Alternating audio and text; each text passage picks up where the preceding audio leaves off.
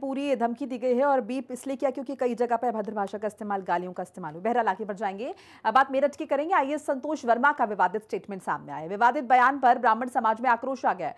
लोगों ने जोरदार प्रदर्शन किया है, नाराजगी व्यक्त की है। एफआईआर दर्ज करने की मांग पर हल्ला बोल, बयान पर तुरंत कानूनी कार्रवाई की जाए। कार्रवाई न होने पर बड़ा आंदोलन होगा। राष्ट्रपति के नाम डीएम को ज्ञापन सौंपा है। प्रशासन ने मामले की जांच कर उचित कदम उठाने का आश्वासन दिया है। ब्राह्मण हीरो संगठन के बैनर तले ज्ञापन देने पहुंचे थे ब्राह्मण समाज के लोग।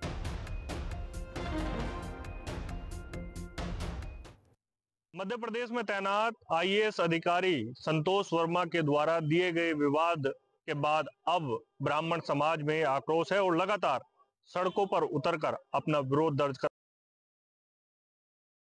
अधिकारी से मिले हैं। क्या मांग की है और किस वजह से आज अधिकारी से मिले, क्या मामला है भाई साहब? सबसे पहले अपना नाम बताइए। देखिए, मैं राजेश कुमार शर्मा, राष्ट्रीय अध्यक्ष अखिल भारतीय ब्राह्मण हीरोज संगठन।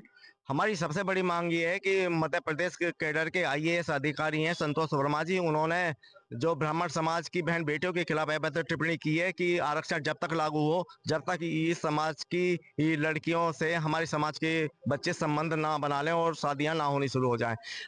किसी का आरक्षण चलता है, यहाँ नहीं चलता है, मुद्दा ये नहीं है। मुद्दा सबसे बड़ा ये है कि जिस प्रकार ब्राह्मण समाज की बहू बेटियों के खिलाफ अभद्र टिप्पणी की गई, उनका अपमान किया गया, उससे ब्राह्मण समाज में रोष है। हम इसका पुरजोर विरोध करते हैं और साथ ही हमने अभी ज्ञापन दिया है माननीय जिलाधिकारी मेरठ को और राष्ट्रपति के नाम, जिसमें सब मांग की गई है कि तत्काल प्रभाव से संतोष वर्मा जी को निलंबित किया जाए, उन्हें नौकरी से बर्खास्त किया जाए और सार्वजनिक रूप से संतोष वर्मा जी को ब्राह्मण समाज से माफी मांगनी चाहिए। कितना सही मान रहा है एक आईएएस अधिकारी एक समाज को लेकर, बहन बेटियों को लेकर इस तरीके से टिप्पणी कर रहा है सार्वजनिक मंच से, वो भी? देखिए, सबसे बड़ा मुद्दा तो ये भी है कि आईएएस का जो पद होता है बड़ा अहम पद होता है और अगर जिम्मेदार लोग ही समाज में विघटन करने वाली ऐसे बयान समय समय पर देते रहेंगे तो समाज निश्चित रूप से गर्त में चला जाएगा।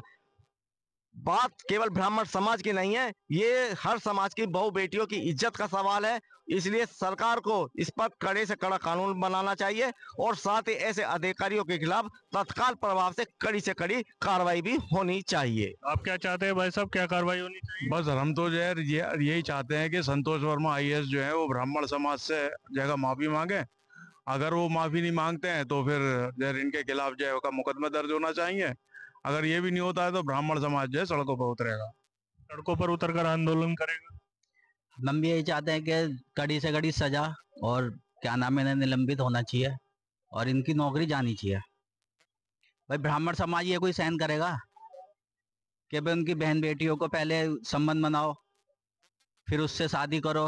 ऐसे एक्ट ये गलत है, ये बर्खास्त होने चाहिए और इस नौकरी इनकी जानी चाहिए।